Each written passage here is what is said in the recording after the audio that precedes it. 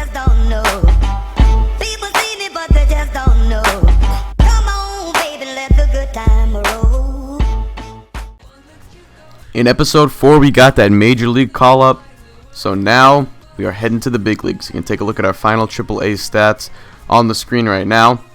And we're going to have our major league debut and really just the first advancement period for this episode in our major league career. We are in late June right now, and we're coming out of the bullpen to get things started. Obviously not going to get a job in that rotation yet, but it's been a rough year for the Royals. However, it's been a rough year for everyone in the AL Central, so we're only a couple games out at this point.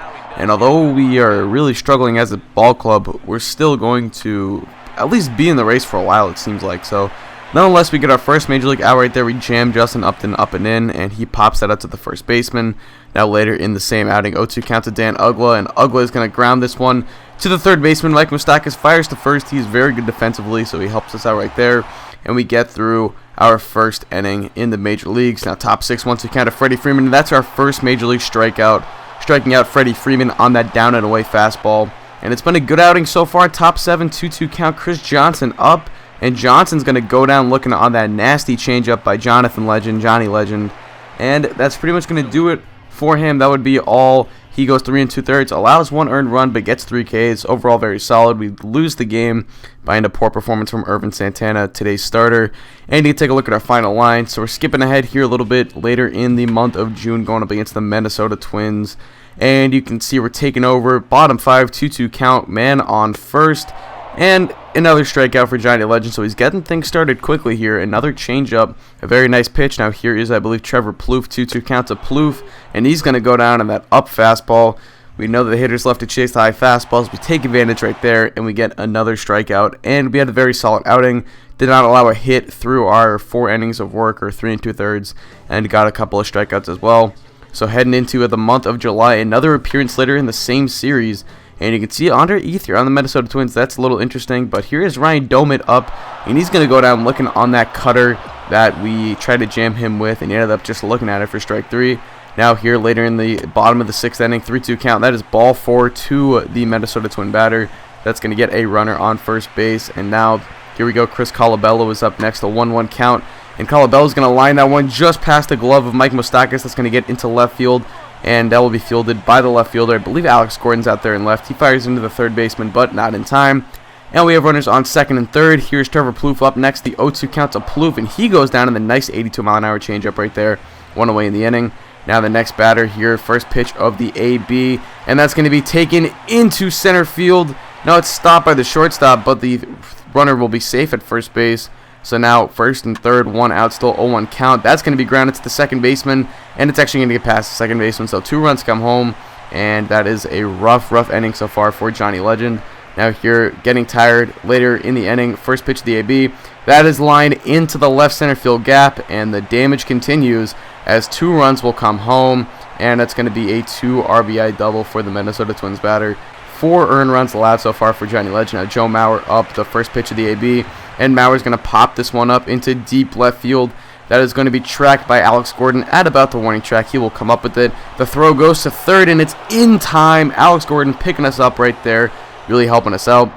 And that will retire the side. But overall, an inning at 2/3 and 4 earned runs. Very poor performance from Jonny Legend, and the Twins end up taking the W 10-6. And you can take a look at the final line right there. We also walked a guy. We did pick up a couple of strikeouts, but a bad performance nonetheless. Now here we go, simulating ahead a little bit. We're facing the Cleveland Indians here, and we're coming in a lot of kind of like junk situations. We're a long reliever. We're not like a setup man or anything like that. So we're coming in a lot of the time when the Royals are down 5-0, 3-0, 7-0, stuff like that. So that's a sac fly. That was an inherited runner, so that will not count against us. But we do struggle with inherited runners. Now Drew Stubbs up top 6, first pitch to the AB. That is crushed into deep right field. That one is back, and that is gone. Our first Major League home run led up. It's a 2-run shot to Drew Stubbs, and you can see Ned Yost not happy with us. He is pumping his fist right in our faces after another poor performance. 2 innings pitched, 2 earned runs on 2 hits. Really, it was just that one mistake. Other than that, we pitched okay. But here we go in a series against the New York Yankees. We're going to be coming in here in New York Stadium to face Derek Jeter. But here we go. We're going to skip ahead. Bottom of the 5th, 2-2 count to Curtis Granderson, and that was a hell of an at-bat from Curtis Granderson. That was the 9th pitch of the AB. It was a 2-2 count. I had pretty much thrown the kitchen sink at him, and he just got a hold of one right there and crushed that out. That would be the only hit we allowed in our 2 innings of work, so it was a solid outing, but still, that one home run kind of killed us, and that is going to be the final line. We throw 27 pitches, we get 2 innings, get 6 outs. We allowed that 1 hit, though, and that was pretty big. So simming ahead, we're going to actually be pitching on the next day here in Yankee Stadium. We're going to inherit 2 runners on with Mark Teixeira up, the 0-2 count to the Yankee first baseman, and Teixeira is going to take this one to the opposite field.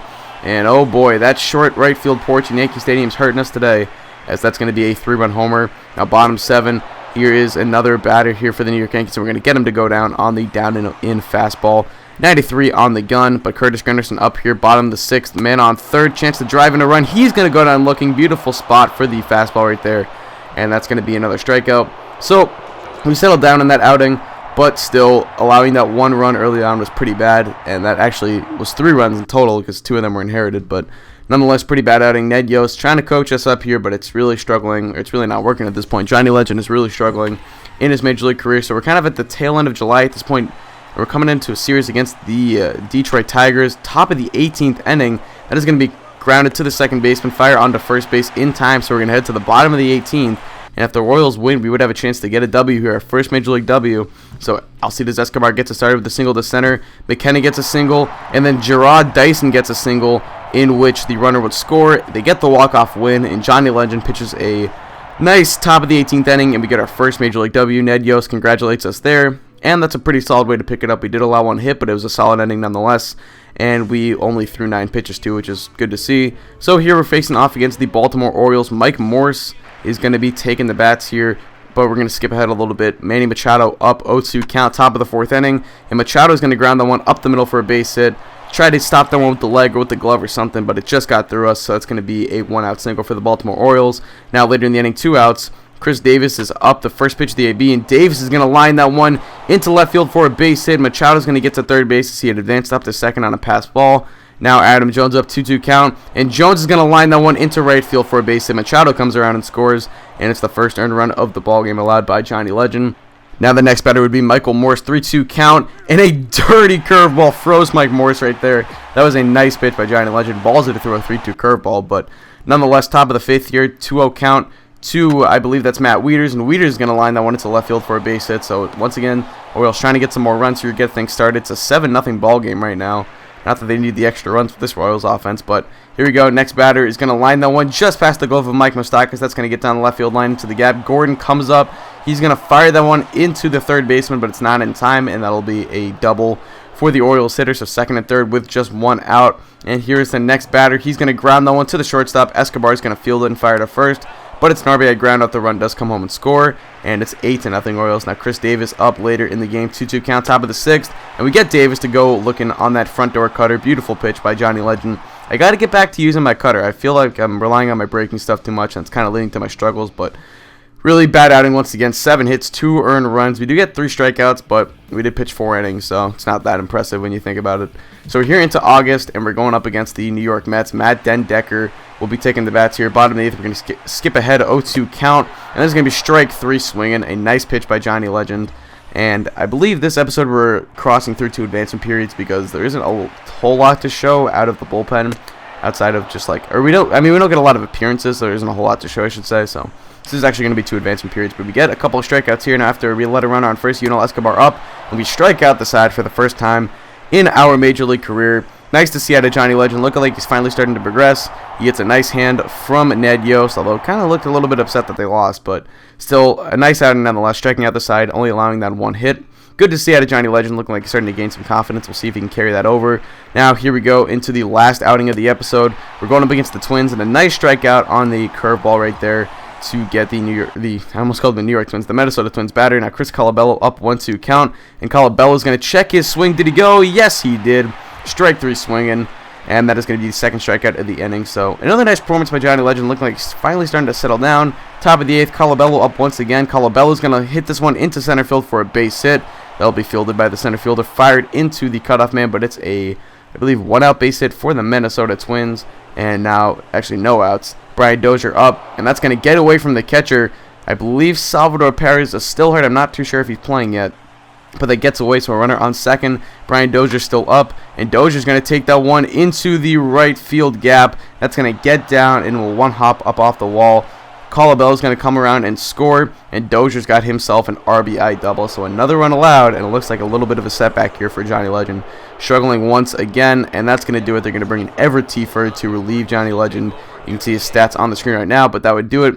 Here is our final pitching line. We did end up going like 4 and something innings, and we only allowed 1 earned run, so it wasn't that bad. But nonetheless, that's going to do it for the advancement period. You can see we fail our goals, only get 2 of 4. Not too good to see.